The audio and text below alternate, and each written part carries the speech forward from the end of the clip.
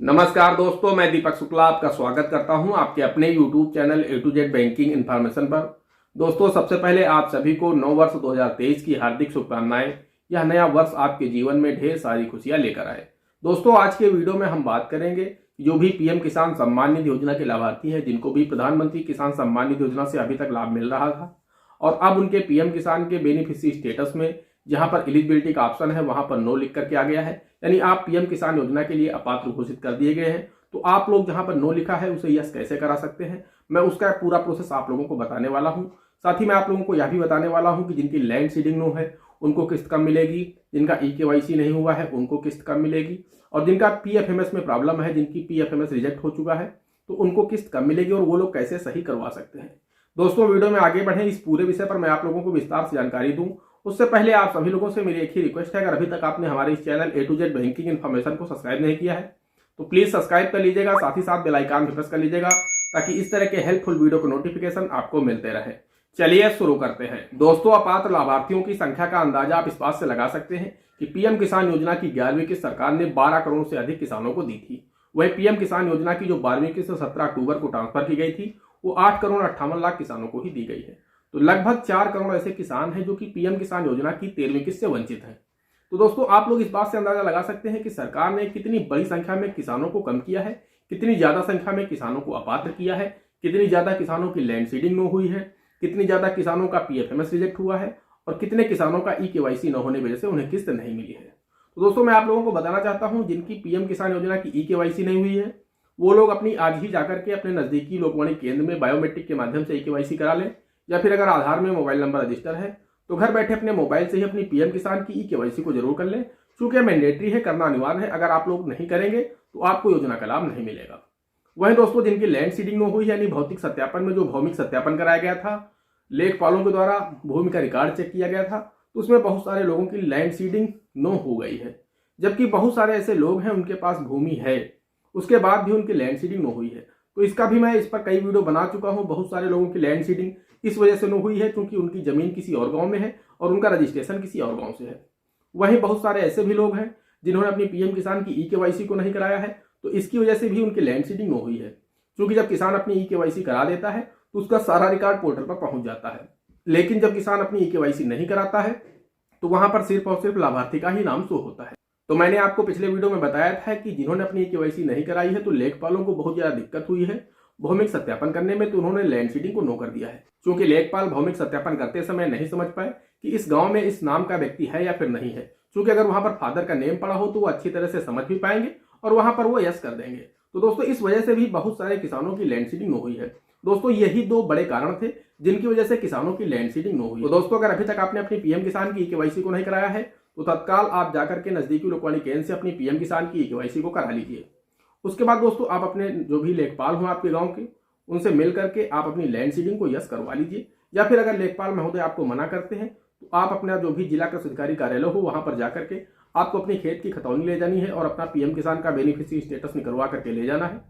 वहां पर आपको देना है, आपकी लैंड सीडिंग यस हो जाएगी, तो आगे आपको लाभ मिलने लगेगा। वहीं दोस्तों, जिनका पीएफएमएस में प्रॉब्लम है, यानी जिनका भी बैंक की तरफ से कोई दिक्कत है, जिनका आधार एनपीसीआई से लिंक नहीं है, तो इस पर भी मैं वीडियो बना चुका हूं कि आप लोग कैसे चेक कर सकते हैं कि आपका बैंक अकाउंट एनपीसीआई से लिंक है या नहीं है। आप घर बैठे अपने मोबाइल से ही यूआईडीआई के साइट से चेक कर सकते हैं। तो वहां पर जाकर के आप चेक कर लीजिए। अगर आपको पैसा पीएफएमएस की वजह से नहीं मिल रहा है, आपके पीएफएमएस में रिजेक्शन लिखा है या फिर रिवैलिडेशन लिखा है, या bank name IFSC code not mismatch, कुछ इस तरह की एरर है, तो आप लोग सबसे पहले आप यूआईडीआई की साइट पर जाकर के चेक कर लीजिए कि आपका बैंक अकाउंट एनपीसीआई से लिंक है या नहीं है। अगर नहीं लिंक है तो दोस्तों, उसके विकल्प मैंने बताए हैं कि किस तरह से आप लोग करवा सकते हैं। आपका आधार बैंक खाते से लिंक है या नहीं है, क्योंकि अब जो पैसा पीएम किसान का भेजा जाएगा वो सिर्फ और सिर्फ आधार मोड के माध्यम से भेजा जाएगा। अगर आपका बैंक अकाउंट आधार एनपीसीआई से लिंक नहीं है तो आपको भी योजना की किस्त नहीं मिलेगी, आपका पीएफएमएस रिजेक्ट हो जाएगा। तो दोस्तों, आप अपना पीएफएमएस को आप सही करा लीजिए। तो जैसे ही दोबारा से पीएफएमएस रिस्पॉन्स करेगा तो आपका पीएफएमएस रिजेक्ट कीजिए एक्सेप्ट हो जाएगा, तो आपको भी लाभ मिलने लगेगा। दोस्तों, समस्या यहां पर है कि जिनकी एलिजिबिलिटी के आगे नो लिखा हुआ है वो लोग अपनी एलिजिबिलिटी को यस कैसे कराएंगे। तो दोस्तों, हम आप लोगों को बताना चाहते हैं कि यहां पर कई सारे कारण हो सकते हैं आपकी एलिजिबिलिटी नो होने के। एक तो सरकार ने जो मानक बनाए हैं कि कौन कौन से लोग पात्र माने जाएंगे और कौन कौन से लोग अपात्र माने जाएंगे। तो अगर आप उन मानकों में आते हैं, जैसे कि अगर आप इनकम टैक्स पे करते हैं तब भी आप इस योजना के लिए हकदार नहीं हैं। या फिर आप डॉक्टर हैं, सीए हैं, एडवोकेट हैं, तब भी आप इस योजना के लिए हकदार नहीं। आप किसी गवर्नमेंट सर्विस में हैं, तब भी आप इस योजना के लिए हकदार नहीं हैं।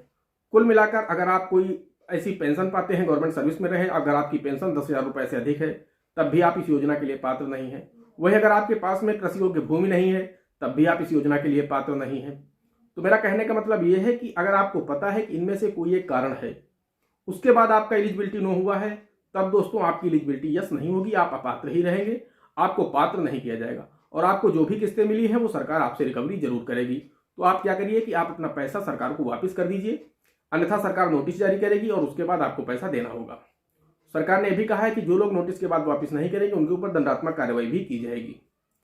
अब दोस्तों बात आती है कि जिन किसानों का ये सब कुछ नहीं है, यानी ना ही वो आयकरदाता है, ना ही वो किसी गवर्नमेंट सर्विस में थे और उनके पास कृषि योग्य भूमि भी है, ना वो डॉक्टर है, ना लॉयर है, तो कुल मिलाकर के उनकी अगर एलिजिबिलिटी के आगे नो लिखा हुआ है, तब वो लोग अपनी एलिजिबिलिटी को यस कैसे करा सकते हैं।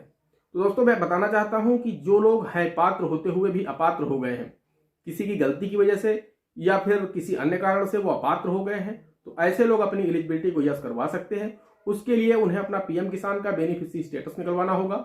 उस स्टेटस को, अपनी इंतखाब को, सबसे पहले आपको जिला कृषि अधिकारी कार्यालय जाना है, वहां पर आपको कारण पता करना होगा कि किस कारण की वजह से आप अपात्र किए गए हैं।